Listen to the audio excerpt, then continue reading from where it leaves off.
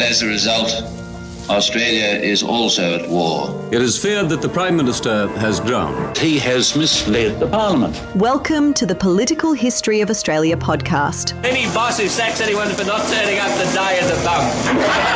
I will not be lectured by this man. Why won't you call an early election? Mate, because I want to do you slowly. I want to do you slowly. With your host, John Ruddick. Welcome to the Political History of Australia, Episode 15, Australia's First Political Scandal, the Buffin Affair. Last episode, John Hunter, who in 1788 had captained the flagship of the First Fleet, arrived back in Sydney after being away for over 4 years. It was September 1795. Hunter had returned to be sworn in as the Governor of New South Wales, the second person to officially hold that title, though, as we have seen, there were two acting governors in between. The duties of the Governor of New South Wales have modified since the 18th century, but there has been an unbroken line from Governor Arthur Phillip to the present day, with the current New South Wales Governor, Her Excellency, the Honourable Margaret Beazley, the 39th office holder. Back in 1795, the total population of New South Wales, not including Aboriginals, was somewhere between 4,000 and 5,000, the size of a small country town today. 57% were convicts under sentence, 21% were ex-convicts, better known as emancipists, and 22% were others, military, admin staff, free settlers, children. The settlements in order of population were Sydney, Parramatta, including Toongabbie, Norfolk Island, and then a concentration of farms along the Hawkesbury-Nepean River, plus other emerging settlements, most notably around what we know as Concord and Field of Mars. New convicts would continue arriving in the Antipodes until the 1860s, but between the mid-1790s and 1814, the convict volume dropped to a trickle as Britain was preoccupied with the long war against France. In 1795, 1797 and 1805, 0 convicts arrived in Australia. The volume of free settlers arriving was, in most years, still less than the convict arrivals, and their numbers steadily rose, but it wouldn't be till the 1830s that free settlers outnumbered convict arrivals. 4 days after Captain Hunter arrived, he was sworn in as the Governor of New South Wales. The new boss started on a confident footing, as described by the Judge Advocate David Collins. On Friday the 11th, His Majesty's Commission appointing John Hunter, Esquire, Captain in the Royal Navy, Captain General and Governor-in-Chief in and over the territory of New South Wales and its dependencies, was read by the Judge Advocate in the presence of all the civil and military officers who could be assembled. The Governor, after taking the oaths required and receiving the usual congratulations on the occasion, addressed the auditors with much feeling and manliness in a short speech explanatory of his intended line of conduct. In this, he declared it was his determination to forget all personal disputes which might have arisen during the exercise of the late temporary administration, and earnestly exhorted all those who heard him to the same forgetfulness, entreating that a general amnesty might prevail. The Governor spoke in warm terms of the great importance of unanimity, and concluded this part of his address with declaring his most sincere wishes for the prosperity of every man in the colony. He then, at some length, pointed out the evil consequences which had attended the want of due subordination in the soldiers, and trusted that one and all were at length convinced of their duty, and would cheerfully submit to those restrictions which were so necessary for the preservation of their lives, their health, and their comfort. Governor Hunter's inaugural speech oddly assumed the colony was divided and that he would be the peacemaker, but it wasn't divided, and Hunter would bring strife. Ominously, Governor Hunter's speech was all about unanimity, subordination, and a cheerful acceptance of restrictions. Let's see how that plays out. New South Wales had been rescued by 3 years of a mostly laissez-faire approach, but officialdom in London did not like reports of the infant colony resembling the American Wild West, where big men with guns tended to get their way. London had sent Hunter to restore the authority of the state. Historian Manning Clark writes of Hunter's elevation to the governorship. The hopes of those who believed that a new governor would make good of the community at large his particular care ran high in September 1795. For in that month a man of incorruptible integrity, unceasing zeal, and a sound and impartial judgment, assumed the officer of Captain General and Governor-in-Chief of the colony of New South Wales. He was John Hunter, a captain in His Majesty's Navy. A historian in 1914, Frederick Watson, describes Hunter as honest and straightforward, a man whose judgment was sound, his conclusions rational, and his suggested reforms far-sighted. So the establishment of the day and the historical consensus since is that noble Governor Hunter was valiantly trying to clean up the vice and greed of a corrupt military. His attempts, however, to roll back the freewheeling reforms of Francis Grose were, in effect, an attempt to cripple the golden goose of entrepreneurial energy. There was now, however, enough wealth in the colony to resist. Unlike Governor Phillip, Governor Hunter does seem to have an affection for New South Wales. When he was back in England in 1793, he had published a 600-page book about the early days of the colony, which sold well and was translated into foreign languages, which does reflect ongoing fascination with the New South Wales project. Publishing a successful book is a good way to promote a career, and the lengthy publication likely helped the recruitment committee choose Hunter for the governor. Just before Hunter had departed England to return to Sydney, the Home Secretary, Henry Dundas, gave him some written instructions from King George III himself. And it is further our royal will and pleasure that you do by all proper methods enforce a due observance of religion and good order among the inhabitants of the new settlement, and that you do take such steps for the due celebration of public worship as circumstances permit. And whereas it hath been represented to us that great evils have arisen from the unrestrained importation of spirituous liquors into our said settlement from vessels touching there, whereby both the settlers and convicts have been induced to barter and exchange their livestock and other necessary articles for the said spirits, to their particular loss and detriment, as well as to that of our said settlement at large. We do therefore strictly enjoin you, on pain of our utmost displeasure, to order and direct that no spirits shall be landed from any vessel coming to our said settlement without your consent. These orders and directions you are to signify to all captains or masters of ships immediately on their arrival at our said settlement.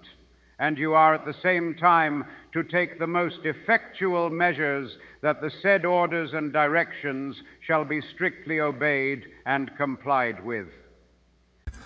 Now, Acting Governor Grose and the Invisible Hand had worked out that rewarding convicts with alcohol in exchange for a day of conscientious labour had proven to be a win-win. Convicts worked much harder and much better, plus they required less supervision and less punishment. Some convicts wisely chose not to consume the alcohol given to them at the end of the day, but to accumulate it as a form of savings. Incentivising convicts with alcohol seems like a perversity on paper, but on balance in the real world, it was an unambiguous positive. London had, however, obviously heard a different story. So much so they got the king himself to demand Hunter clean up the perceived alcohol-inspired mess. The king's letter admits alcohol was being used as a form of currency, so why try stamp it out, but not offer an official form of currency?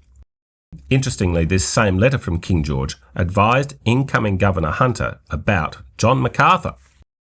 Should it be expedient to continue Lieutenant Macarthur or any other person in the employment in which Lieutenant Governor Grose had placed that gentleman, you are at liberty to make him such compensation as you may think reasonable, either by making him a grant of land or by allowing him the services of an additional number of convicts.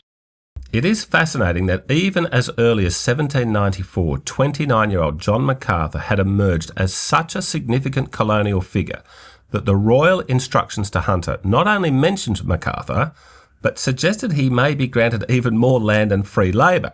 As we will see in coming episodes, Macarthur perfected the art of twisting arms in London, often from the other side of the world. This above royal instruction to Hunter indicates that art form kicked in early. The other issue Hunter was instructed to crack down on was Grose's practice of private farmers using convict labour, but then the government paying for the convicts' food and clothing. Hunter was told to enforce a rule where if a farmer had free convict labour, then the farmer must pay for convict expenses. London was, on this occasion, correct. If you are supplied with free labour, then the least you can do is pay for their food and clothing. The smart farmer would want to incentivise his labourers with better food and clothing than the government store would dole out. Of course, that would still be a great deal, free labour. But the problem with a rort is that the beneficiary tends to perform moral gymnastics as to why the arrangement is actually a right. John Macarthur had had a fruitful and friendly relationship with both of the acting governors, and initially Macarthur's relationship with Governor Hunter was similar. The outgoing acting governor, William Patterson, had told incoming Governor Hunter how valuable Macarthur was to the colony, and so soon after the swearing in of Hunter, he and Macarthur toured the colony on horseback. Macarthur pointed out the highlights here and there, not failing to mention how unproductive the remaining government farms were. Navy officer Hunter, of course, knew nothing of agriculture, but any dummy could see bumper crops, expanding flocks, and well-fed, busy people. Hunter had seen New South Wales at its most dire. He was now pleasantly surprised.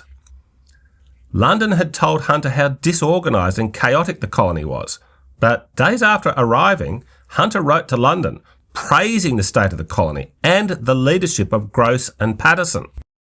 The state of agriculture and the breeding of livestock wears the most favourable appearance. It far exceeds any expectation I could have had. The very great success attending both the raising of grain and the breeding of livestock in the hands of private individuals. The number of convict labourers allowed by Governor Grose to the civil and military officers who have farms appear to me to have been the principal means by which this colony has arrived at that state of improvement in which I have found it. I have therefore thought fit to continue them. On top of that, Hunter agreed to Macarthur retaining all his current roles and responsibilities, noting he was, quote, extremely well qualified, end quote. Such was the goodwill in the early days of the new governor that Hunter stayed overnight as a guest at Macarthur's splendid Parramatta homestead. Hunter obviously had a good time.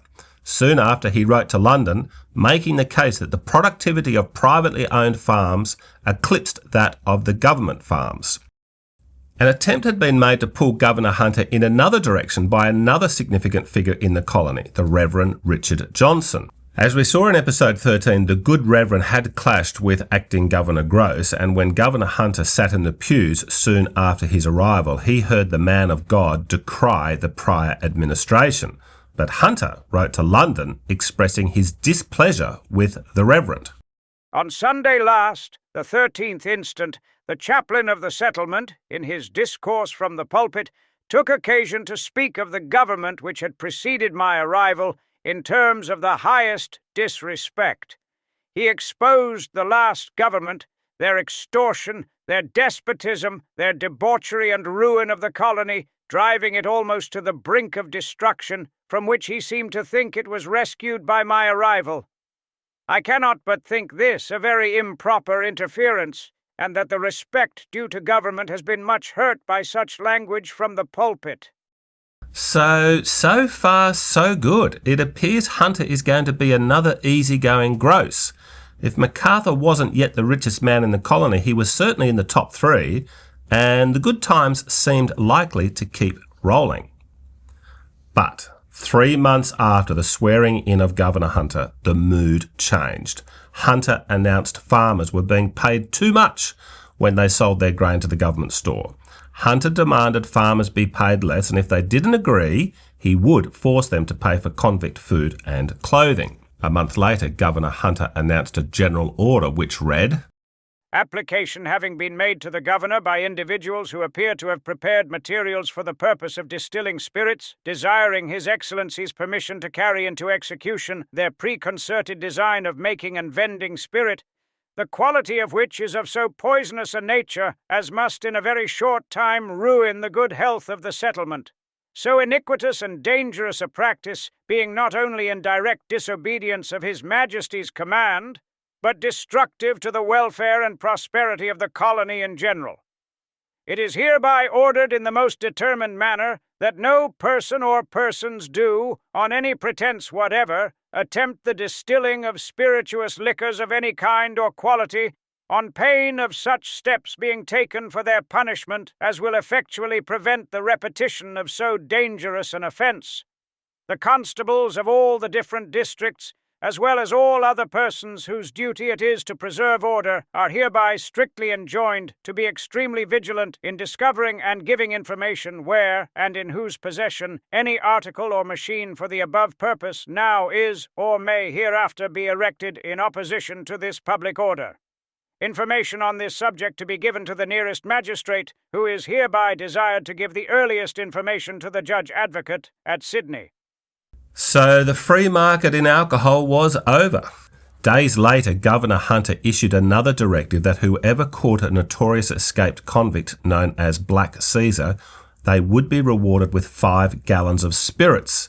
Government policy recognised the incentive alcohol would provide in catching a fugitive, but somehow were blind to see it as an incentive to labouring convicts. Governor Hunter reversed Grose's decision to let the military basically run the courts. Hunter restored the civilian magistrates and expanded their responsibilities, allowing them to interfere in the market to ensure shopkeepers complied with regulations. Hunter appointed 4 civil magistrates, the 2 Anglican ministers, plus the surgeon William Balmain and Richard Atkins Esquire, all of whom either were or would soon become bitter enemies of John Macarthur. It didn't take long for the restored legal arrangements to trigger conflict. Towards the end of the long, hot summer in February 1796, the Buffin affair unfolded. The origin of the Buffin affair may have been a personal gripe starting as an incident in the Atlantic Ocean in 1784. After the Americans won their independence in 1783, the British were keen to resume sending convicts to the United States, where they hoped the Americans would welcome the free labour in exchange for payment. Not many post-war convict ships sailed for the USA because the Americans quickly decided they weren't that keen on importing crims. But one of the ships that did set sail for Virginia soon after the war was the Mercury, with a cargo of convicts in 1784. There were 179 convicts aboard, and as soon as they were out of sight of England, the convicts rose up, took control of the ship, and sailed back to what they hoped would be a deserted part of the English coast where they would do a runner, but most were soon recaptured. One recaptured convict was John Buffin, who was then put aboard the First Fleet. Buffin had been in custody for petty theft since 1783, and he was facing a 7-year sentence. So, when that expired in 1791, Buffin was given freedom and free land in Sydney. Buffin quickly proved himself a talented mill maker, which converted all the grain now being produced into eatable food. Soon after, Buffin was described as the colony's master carpenter and employed by the government as the overseer of carpenters. The Judge Advocate David Collins described Buffin as an ingenious man. So, by 1796, Buffin was a valued member of society with a nice, comfortable home in the rocks. But then some ancient history caught up with Buffin. Another convict aboard that mutinous ship in 1784 had also been recaptured and also found himself transported to Sydney. But when he had served his time and was free, he simply joined the New South Wales Corps. His name is lost to us, but he hated Buffin. Perhaps he had wanted to go to America and was upset about Buffin's support for the mutiny. Perhaps the origin of the dispute was something that had happened while the two were in New South Wales. Either way, there was some unfinished business. On the 4th of February 1796, coincidentally 230 years ago from today, the unnamed soldier was at work somewhere in Sydney town. He was on watch duty near a storehouse. It was a Thursday daytime. It was likely just another monotonous day on guard. While on duty, any soldier is to have their musket with them at all times, but this soldier put his musket down and wandered a little away from his workplace. Why? He had seen 42-year-old John Buffin was working nearby. The soldier didn't directly abuse Buffin, but Knowing he was within hearing distance, this soldier started telling a mate how much of a complete and utter total jerk Buffin was and why. Now, Buffin heard it all and knew full well he was meant to, so Buffin tiptoed into his critic's workplace, found his unattended musket lying up against a wall, and then presented it to the commanding officer on duty. The unnamed soldier was arrested for leaving his musket lying around and for wandering off-site while on duty. Judge Advocate David Collins is sympathetic to Buffin, but even he describes Buffin as, quote, a man of sullen and vindictive disposition, end quote. Buffin had overreacted, and his dirty trick had resulted in a soldier being arrested and jailed over some gossip. Word spread like wildfire. That evening, angry regular troops gathered to mull a response, and they decided to massively overreact, as described by the Judge Advocate David Collins. The Sentinel being confined, the company to which he belonged, indignant at the injury done to their comrade, and too much irritated either to act with prudence or to consider the conduct they determined to pursue, repaired the following morning to Buffin's house, a neat little cottage which he had built below the hospital, where in a few minutes they almost demolished his house, outhouses and furniture, and Baughan himself suffered much personal outrage. They were so sudden in the execution of this business that the mischief was done before any steps could be taken either by the civil or military power to prevent it. Governor Hunter was beside himself. To a lifelong naval officer, this behaviour from the British military was as unthinkable as it was appalling. He wrote to London that day. The very riotous manner in which soldiers have conducted themselves this morning, and the very unwarrantable liberty they have thought proper to take in destroying the dwelling house of John Baughan, is so flagrant a crime against the laws established in this colony that nothing could possibly prevent their being immediately tried for so glaring an offence against the peace of the colony. The Governor thinks it necessary to assure the soldiers that he considers their conduct upon this occasion to have been disgraceful to the character of a British soldier. We're skipping ahead here, but as 1796 unfolds, the relationship between Governor Hunter and John Macarthur deteriorates. 6 months after the Buffin affair, Hunter writes to London with a long list of complaints about the military and Macarthur, and he regurgitates the Buffin affair with more colourful detail. The next day, 5th February, at 9:30 in the forenoon, the whole of the Corps off duty at this place assembled, and in the most public and tumultuous manner proceeded to the dwelling of John Baughan, broke open his gates, doors and windows, entered his house, chopped the corner posts of it, broke his bedsteads and bedding, chairs, window frames, drawers, chests, and, in short, completely demolished everything within his possession to a considerable amount. For the man had by great labour and industry built himself a neat house and had it well furnished.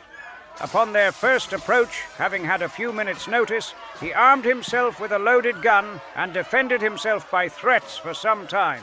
But their numbers were so many that they surrounded his paling which enclosed the house, which some tore down and entered on the opposite side to that which he endeavoured to defend, came behind him, secured, and threw him down with his face to the ground, whilst one held an axe over his neck and swore if he offered to stir, he would chop the head from his body. During the time he remained in this situation, they completed the ruin of his whole property to the very great terror of the man's wife, after which they went off cheering, as if something meritorious had been effected, and marched in a body across the parade before their commanding officer's house. After so daring an attack in the open day, upon the dwelling house of an inhabitant, and in direct defiance of all law, civil or military, they could only be considered as in a state of mutiny. The day after Buffin's home was smashed up, an understandably still cranky Governor Hunter wrote to Captain William Patterson, the official boss of the New South Wales Corps. I never can or will listen to the complaints of any set of men who feel themselves above preferring them with moderation and a decent submission to the laws and regulations of the colony. They must not, they shall not, dictate laws and rules for the government of this settlement. They were sent here by His Majesty to support the civil power in the execution of its functions, but they seem disposed to take all law into their own hands and to direct it in whatever way best may suits their own views. Their violence upon the late occasion shall be laid before the King, and the principal actors in it shall be pointedly marked in order that justice to most perfect be done to everyone concerned in it. I must declare to you, sir, that the conduct of this part of the New South Wales Corps has been, in my opinion, the most violent and outrageous that was ever heard of by any British regiment, and I shall consider every step they may go farther in aggravation as rebellion against His Majesty's government and authority. Governor Hunter was not done. The next day he issued a general order. Barracks had been built for the soldiers to live in, but since so many had made money on the side, they tended to have moved out and were living in their own private residences scattered all around the place. In this general order, 3 days after the violence against Buffin, Governor Hunter demanded they all return to live in the barracks so that their behaviour could be monitored. William Balmain was a surgeon who had arrived with the First Fleet. He was also one of the newly restored magistrates. Hours after the violence against Buffin, Magistrate Balmain visited Buffin and his distraught wife at what remained of their home. Balmain urged Buffin to name the names of the ringleaders. Fearing retribution, the Buffins did not want the matter to escalate and did not want to proceed. So Balmain told Buffin that if he didn't cough up the names, that he, Buffin, would be charged with obstruction of justice. But if he did name names, then he would be given witness protection. 4 days later, Buffin named 4 offenders and warrants were issued for their arrests. The problem with that was, who physically enforces an arrest warrant? That's right, the troops of the New South Wales Corps. Now, John Macarthur was not the official boss of the New South Wales Corps, but he thought of them as his men, and his men thought the same way about Macarthur. So, Captain John Macarthur dealt himself into the middle of the crisis. Demonstrating astute political skill, Macarthur obfuscates and plays for time, and he lets the emotions die down, and then he diffuses the crisis. A public announcement soon followed from Governor Hunter, which explained the resolution of the affair. A message was then brought to the Governor by Captain Macarthur in the names of the Corps, expressive of their contrition, their sincere concern for what had happened, promising at the same time that they would endeavour by their future conduct to wipe away the odium which this recent instances of disorder and want to of respect for the laws, the peace and order of the settlement had brought upon them. They also agreed to indemnify the sufferer for his loss. Upon receiving this message by the above officer, and by the personal petition of the sufferer, John Baughan, that the warrant of apprehension might not be executed, the Governor ordered it be withdrawn. So Buffin's home was to be repaired, but all charges dropped. London was not impressed with the new Home Secretary, the Duke of Portland, writing back to Hunter saying, quote, he could not well imagine anything like a justifiable excuse for dropping the charges. Magistrate Balmain was angry the offenders were getting off almost scot-free when they had been potentially facing the death penalty. Balmain wrote to Governor Hunter claiming Buffin had only agreed to withdraw the arrest warrants out of fear. How very difficult it must be at all times prove for any man to do the duty of a civil magistrate when, by the proper discharge of that duty, he is liable to the reproaches and insults of a body of officers. Mr. Macarthur's propensity to turbulence and litigation has ever been conspicuous in this colony, and he has not himself scrupled to avow his inclination to be contentious and to undervalue the power of the civil authority.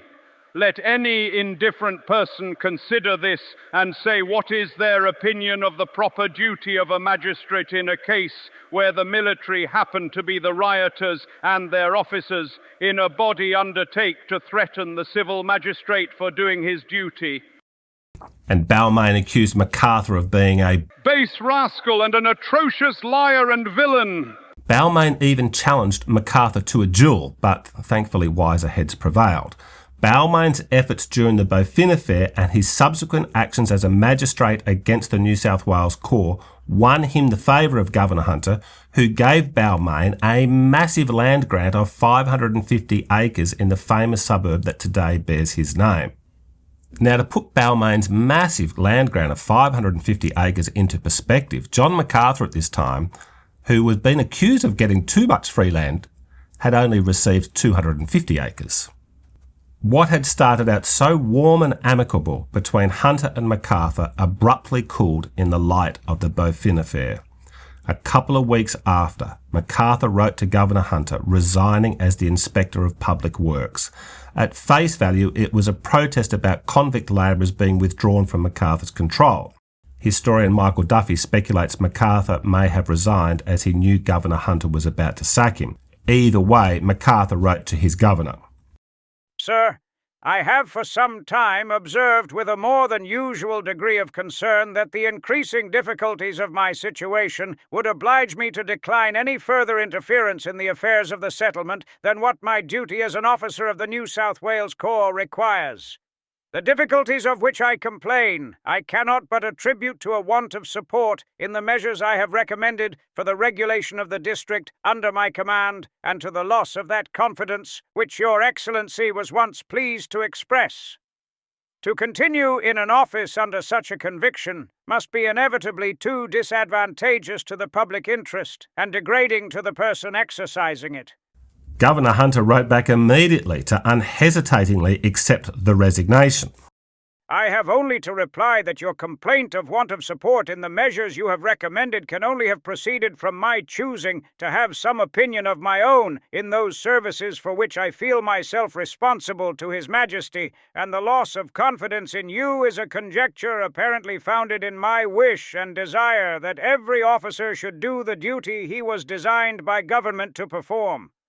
My confidence in you has been uniformly conspicuous in every other respect, but our opinions differing so widely in points which I conceive to be of some consequence to the King's service, it is impossible that I should object to your wish of withdrawing your assistance from that which has now become so very irksome and unpleasant to you.